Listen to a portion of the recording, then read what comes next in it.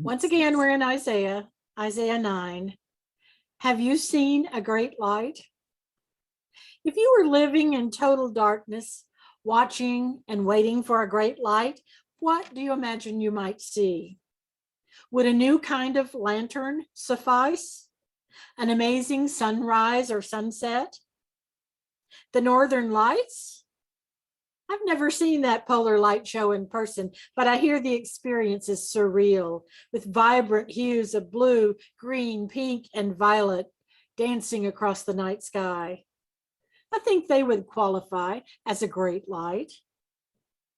When the prophet Isaiah speaks of a great light, which would illuminate the spiritual darkness of Galilee, he envisions the glorious, righteous reign of a servant king who would be sent from God. When Isaiah wrote to these people who were walking in darkness, they had not yet seen the light. But the coming of the light was so vivid and fixed in Isaiah's mind that he describes it as if the light has already dawned. Because of this light, the people will experience peace and blessing and a complete reversal of their present dark condition. The question for us is a simple one. Amid the spiritual darkness of our age, do we still see Isaiah's great light illuminating our dark, frightened, crippled world? Why is the light significant? Well, because it's God's light, the light of a new life, the light of a glorious hope. As we celebrate the Spirit of Christ, our country is grappling with political division, racial and gender discrimination, lack of respect for one another, and threats of violence. We wonder how much evil can be harbored in the minds of our neighbors. It seems as if we are a nation living in a deep darkness. Yet in the darkness of grief and questioning, we're reminded, like Isaiah's audience, that the light has come. Like Isaiah's people, we can celebrate this good news. For Isaiah, this joy was like the rejoicing of a hungry people when they harvested a bountiful crop, or the joy of the soldiers who've routed their enemies and confiscated the treasure trove of arms and supplies they left behind. This joy is ours when we recognize Jesus Christ, the light of the world, whom God in his grace sent to us. In creation, light is described as a victory over darkness. God himself is revealed as the light of light, who is the source of all life. Isaiah calls him the light of Israel. The whole idea of the coming of Christ Jesus is connected to light because Jesus is revealed as the light of the world. And Paul writes that as believers, our walk must be in the light of Jesus Christ, so that all who confess Christ as Lord will also become a light to the world. The significance of Isaiah's light for us is that it has shined into our own darkness, and the greatness of this light brings us new life. The life was the light of all people. The light shines in the darkness, and the darkness did not overcome it.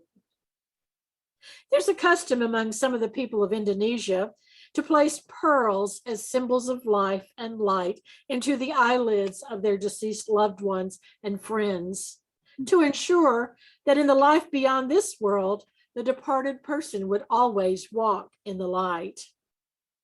For us who are in Christ, the light never goes out. We can always walk in his light. The source of this great light for Isaiah is the birth of a king who would be God's servant. Many saw this light as a wise earthly ruler, like a new kind of David, and others received it as a messianic prophecy. The church has seen this ancient prophecy of a great light fulfilled in Jesus Christ, the Messiah, both Son of God and Son of David. Isaiah expresses the grace of the salvation to come in different ways. The people receive this grace with joy because the burden of oppression from the Assyrians will be lifted from them, and Israel will no longer be like an ox bearing the yoke and weight of oppression. How can this happen? Well, Isaiah makes it clear the liberation will be the Lord's doing.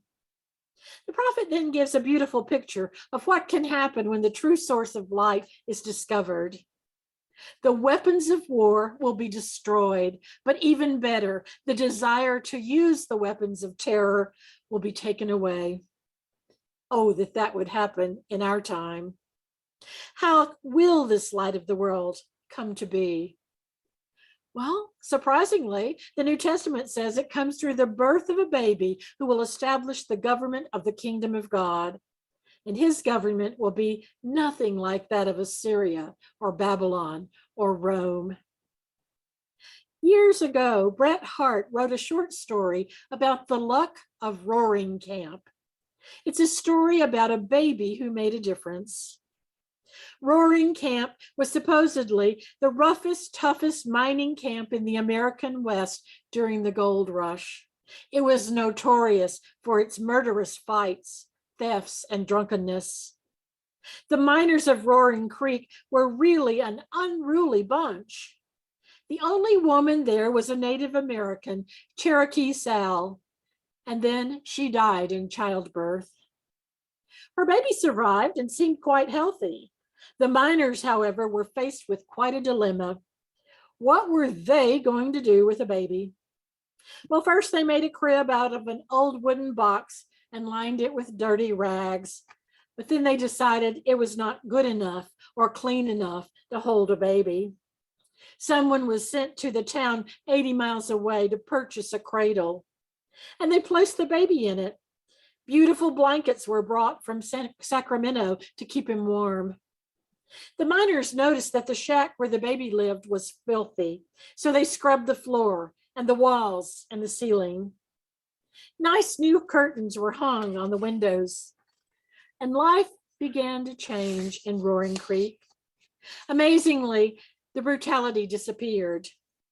The miners thought the baby brought them good luck, so they named him Thomas Luck. Every day, baby Thomas was taken to the entrance of the mine so that all the miners could watch him as he grew and changed. The miners decided the entrance to the mine was too ugly, so they planted a beautiful garden there. These hardened men loved to pet and touch the baby, but soon they realized their hands were dirty. They decided to clean up their act. And very soon after this, the general store sold out of all kinds of soap and cleaning products. Life in Roaring Camp had been completely changed because of a baby. These hardened miners had given up their nasty, profane ways, all for the love of a child. The good news of Christmas to us is that in a baby, there is life-changing redemptive power. Isaiah gives this child 4 big titles, and each title is comprised of 2 words. You remember them. Wonderful Counselor, he said. In the original Hebrew, wonderful means not of this world. A counselor was one who applied wisdom to all situations, even to the government of the people. The Son would apply the supernatural wisdom of God the Father to the human situation. The church has recognized the wonderful counselor in Jesus the Messiah. There is no counsel or counselor as great as he is. Mighty One. The Son whom Isaiah saw was a victorious hero who had defeated all of his enemies. The title Mighty God expresses his divine nature. He's truly King of Kings and Lord of Lords. It's this mighty God who came in human form that we celebrate in Jesus. Everlasting Father. The term father has suffered in modern times because of many negative connotations brought on by abuse and abandonment. But Isaiah's light is everlasting Father who rules over all his children, who offers steadfast, divine love and care. Prince of Peace. Isaiah's concept of peace is different and deeper than the way the word is used casually today. Peace, shalom, meant for Isaiah wholeness and harmony and completion, and was not confined to the mere absence of hostility. For Isaiah, peace offered people the hope they could live in harmony with God, with each other, and with nature. In Jesus, we find true shalom.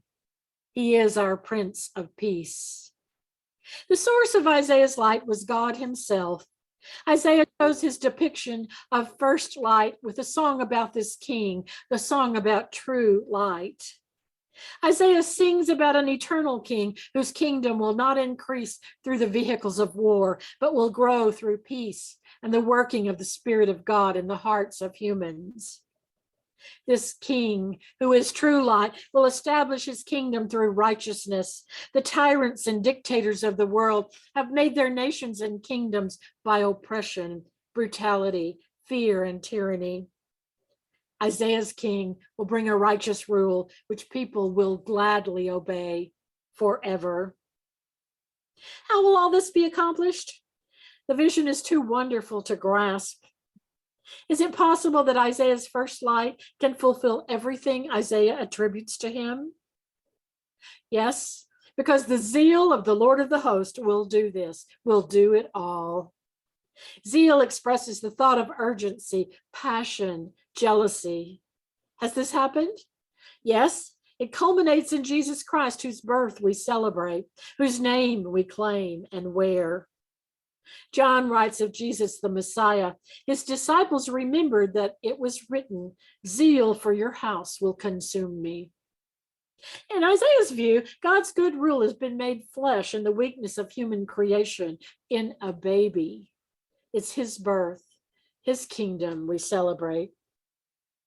The story is told of an aspiring young author who was given an opportunity to read his own fictional story to a famous author so he could seek some editorial advice.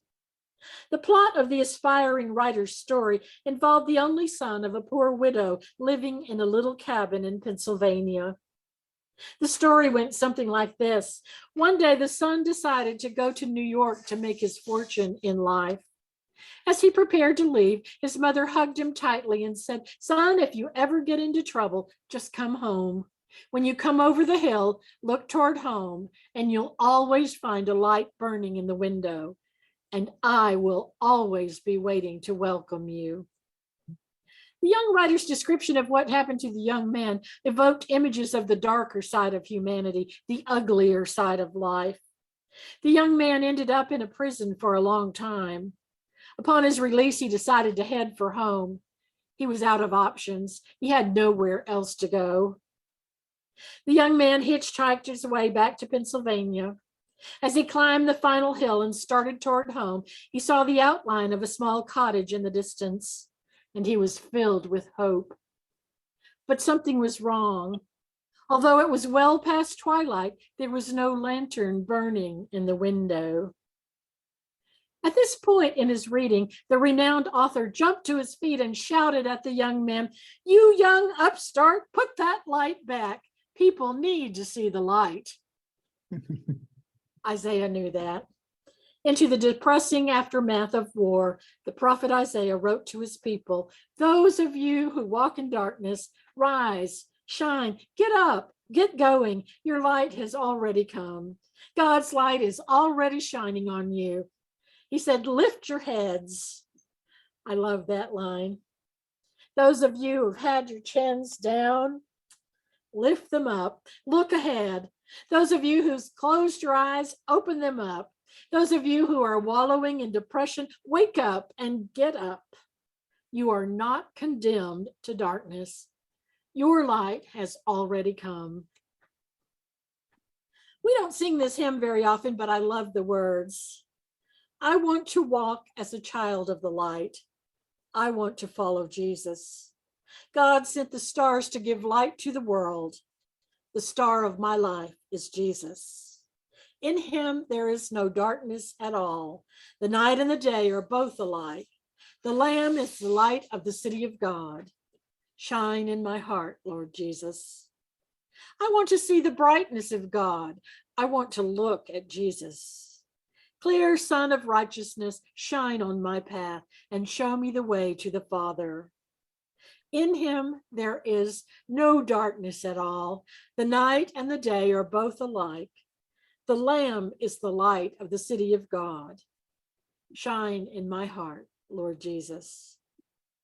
The light which Isaiah wrote about has not and will not ever go out, for it is the light of God's glory revealed in Jesus Christ. It's this light that we celebrate tonight. He is Isaiah's first light and our everlasting light. Amen. Let's pray. Holy God, you gather the whole universe into your radiant presence and continually reveal your Son as our Savior. Bring healing to all wounds. Make whole everything that is broken. Speak truth into our illusions and shed light into all kinds of darkness, so that all creation will see your glory and know the love and light of your Christ. Amen. Go now in the sure knowledge that you are created by God the Father, redeemed by Jesus Christ, his Son, and empowered for your ministry of sharing light with others by the Holy Spirit. Amen. Amen. You may unmute your